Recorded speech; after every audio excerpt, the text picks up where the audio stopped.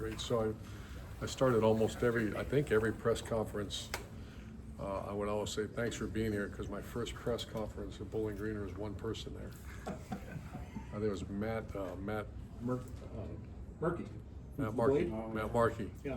And then the old timer was the guy at the local newspaper here that only came out like a couple times a week. What was his name? So thanks for being here.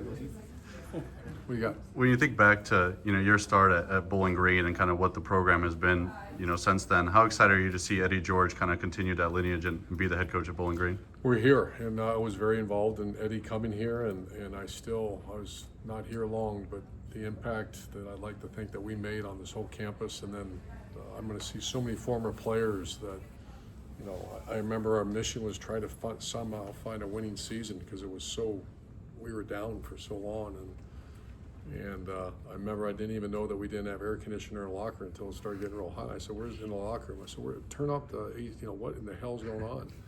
They go, "Coach, we don't have AC here." And I was like, "Oh my gosh!" And to see the Bob Sebo Center, the Sebo Center was actually, not many people know this, we were about 3 Silver Oaks in his back deck in Salem, Ohio. Good solid 3 Silver Oaks in. And I took out a pencil and a piece of paper. I said, "This is what we need." And I drew a facility in the end zone. And it actually looks somewhat similar to what it is. So Bowling Green is too? No.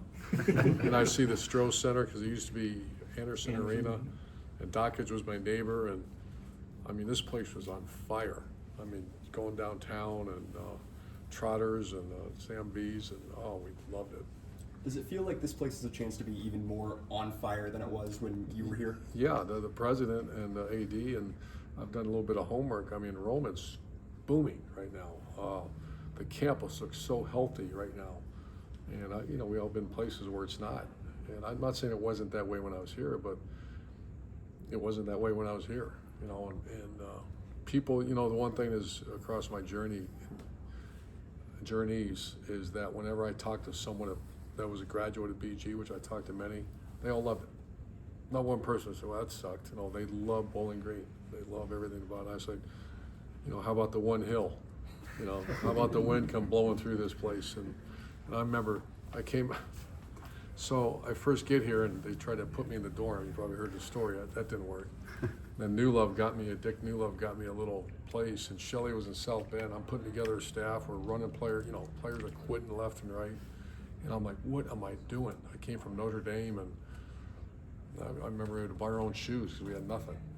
And I remember pushing the garage door opener of that little rental house that I was living in, and it was one of those 10-degree days, man, and the wind was blowing, and I saw a snow tornado in the driveway, and I thought to myself, God's talking to me, man. What am I doing here? But it turned out to be great. I believe you're the 3rd Bowling Green head coach going to College Football Hall of Fame. What is it about Bowling Green that allowed you to build that resume to be honored like that? Well, Bowling Green, it was an era where, like, for example, you probably heard about Black Wednesday. I don't know if you have, but Black Wednesday was the day that I warned them. I said, you're an embarrassment to this university, you're an embarrassment to your family, because they were. You call a spade a spade. I know nowadays you can't talk like that, but it was really bad. And I said the one thing, and I heard they were missing class, most of them were flunking out. And I said, I'm going to go to the festival because Notre Dame asked me to coach one more game there. Don't miss class. And I said, repeat after me.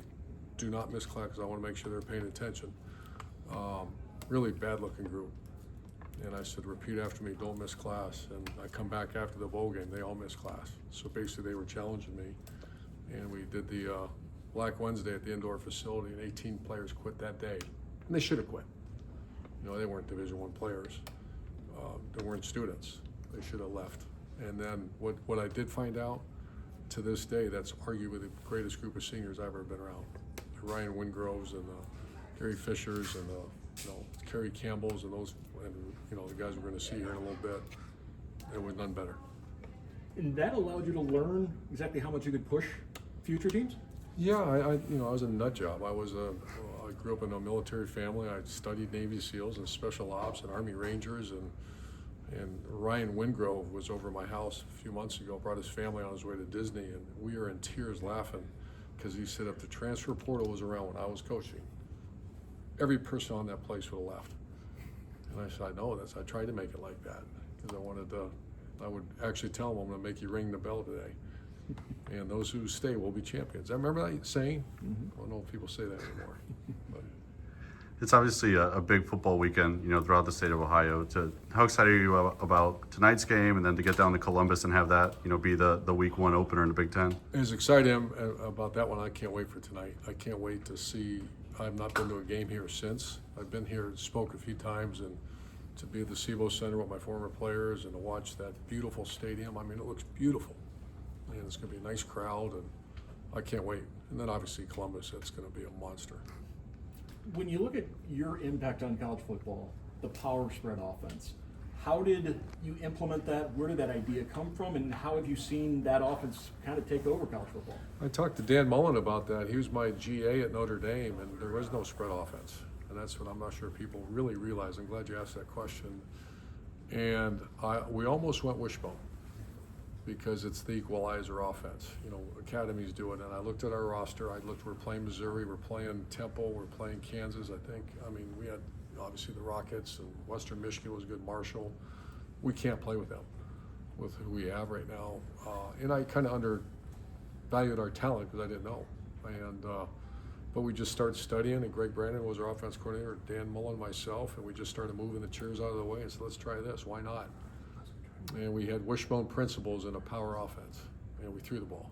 And it took off, and by the time we were finished at Utah, it was majority of high schools across this country are running the spread offense.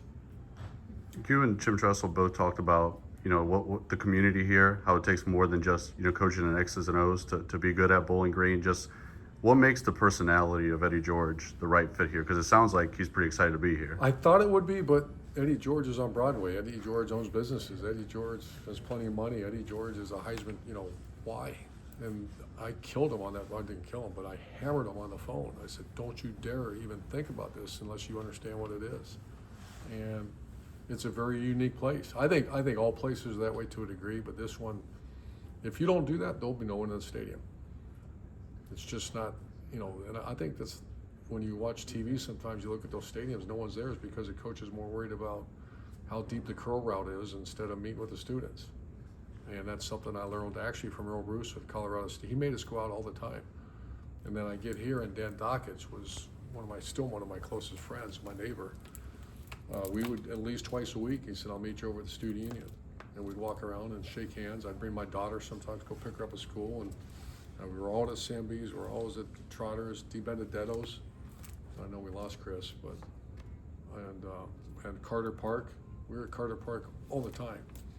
To say I really wanted to be there all the time, not really, but I understood that you got to shake hands. They come to the game, come to the game. In terms of college football, big picture, I know they're on the other side of the stadium this weekend, but what has Lee Corso meant to the sport, and just, what has he meant to you? I'm sure you've had chances to meet him in the past. I worked with ESPN for on. I did a lot of guest game days, and Coach Corso was the epitome of TV.